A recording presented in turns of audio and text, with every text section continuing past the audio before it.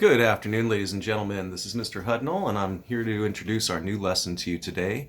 Our new lesson is going to have to do with coming up with symbols to represent ourselves. And in this case, we're going to be using animals as symbols. So the first part of this activity, what we're going to be doing is we're going to be working on a kind of a brainstorming worksheet that's going to help you to generate ideas that you can use for this lesson. So give me 1 second here, and I'm going to switch to our other view and point downwards towards the handout that I'm talking about. By the way, when I talk about writing on the handout, you can choose to write on the handout, or you can choose to type onto the handout instead. And I'm okay with either method.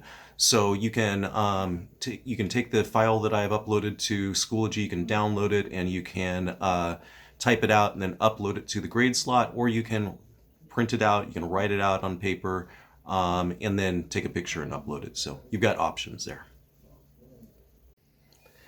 So, as usual, when you go to start a lesson, the first thing you need to do is to go into the resources folder for that lesson. In this case, it's going to be the Symbolic Animals resource folder, and you're going to be reading the instruction sheet. So what the instruction sheet is going to talk about is to complete this handout. Now, when you go to complete the handout, you can print it out, you can write it out all in pencil or pen like I did, and then you can upload pictures of it to Schoology, or you can go ahead and just type it all out on your computer. So you can download a copy of the file, type it out, and upload that file.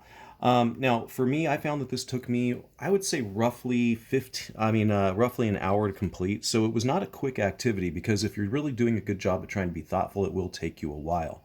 Now, what's happening on this is that there are questions about your personality, strong beliefs you may have, things you really like, and then a space where you can write additional things that may not fit within one of those categories. And on the other side of that line, there's going to be just a space for you to write down a list of animals that you might associate with those concepts that you wrote down.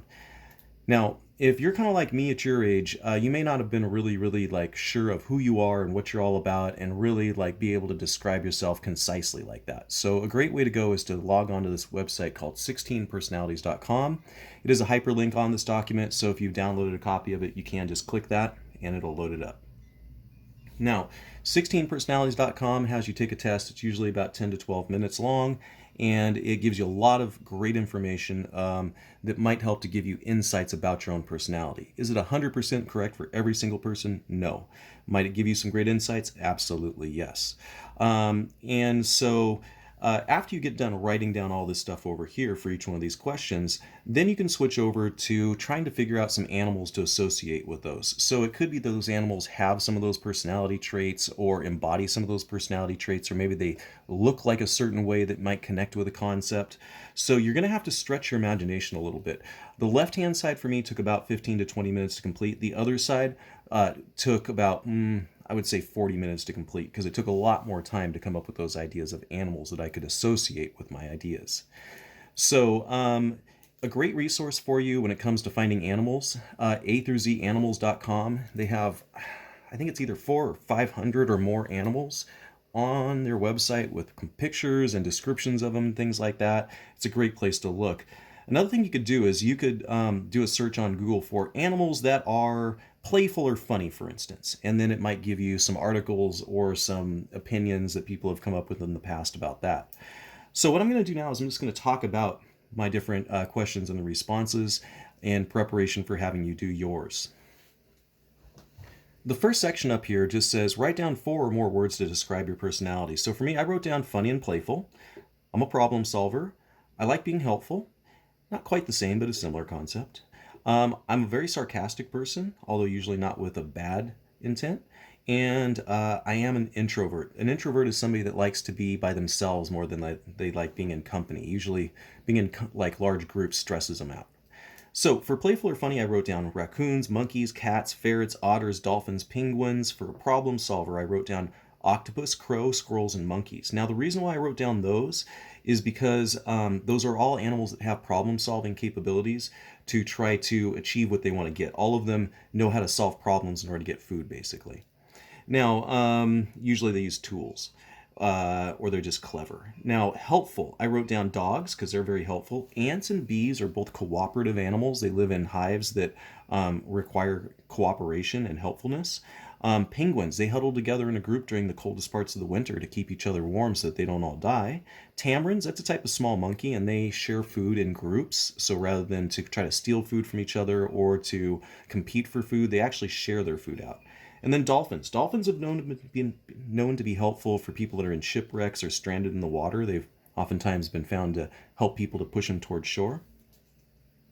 For sarcasm, I wrote down porcupine because they're kind of prickly, wasps and hornets also because they have a sting that can kind of bite. And then an introvert. For that, I wrote down a snail and a turtle and a tortoise because those are all animals that can retract into their shell. I also wrote down armadillos because they're kind of armored, and porcupines and hedgehogs because they're a little spiky to try to keep people away from them. Possums, they look like kind of giant rats, and they're very, very shy, and they like to run away from people and cower or play dead. And then wolves. You think about a wolf, and they are kind of a pack animal, but at the same time, you got that that concept of a lone wolf, a wolf that likes being by themselves. So I wrote that down too. Now, the next thing I'm going to talk about is going to be the part down here, and this just says write down 2 things that you have a strong belief or opinion in. And the first thing I wrote down is freedom. And for that, I wrote down a hawk because you think about, or an eagle, sorry, because that's the national animal, and we think about that as being, a free animal. Also wrote down a hawk because they're fast and they're fierce and they fly free. Buffalo because they used to roam the plains in the West, and they were kind of the symbol for freedom back then. And then I also wrote down a wolf because they do have that concept of being free roaming creatures. Now, the next thing I wrote down was bad choices don't make you a bad person. So what I tried to think of was animals that either play tricks on people or they can do things that people don't like, but it doesn't make them bad animals. That's just in their nature, So I wrote down monkeys, crows, raccoons, squirrels, and blue jays because they're all kind of thieving, tricky animals. Now, on the second page, write down 2 or more things you really like. I like camping, I like travel, I like food, and I like art. So for camping, I wrote down a raccoon and bear and squirrels because those are all 3 animals that like to raid your campsite looking for food. I wrote down travel, and for that, I wrote down swallows and geese and whales, monarch butterflies and salmon. All those are animals that travel long distances while they are migrating. And then we've got art. So elephants, gorillas, whales, and dolphins have all been known to create paintings, believe it or not. And then we have food.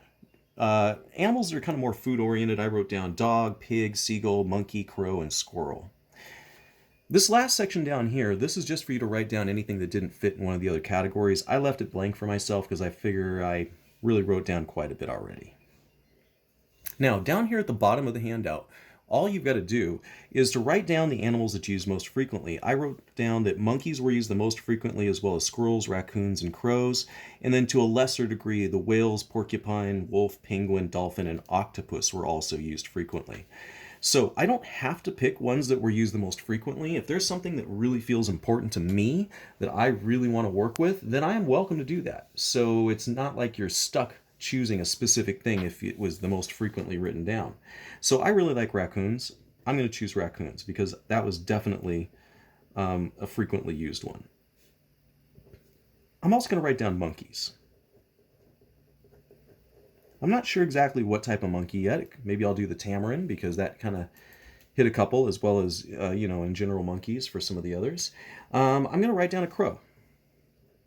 I really like crows. And they also connected with quite a few different things. Now, the other one that I really kind of was pondering wasn't one of the ones that was used the most frequently, but it was one that kind of was a really, really core part of myself. I am an introvert. It's super important to me. I'm going to want to work with a tortoise.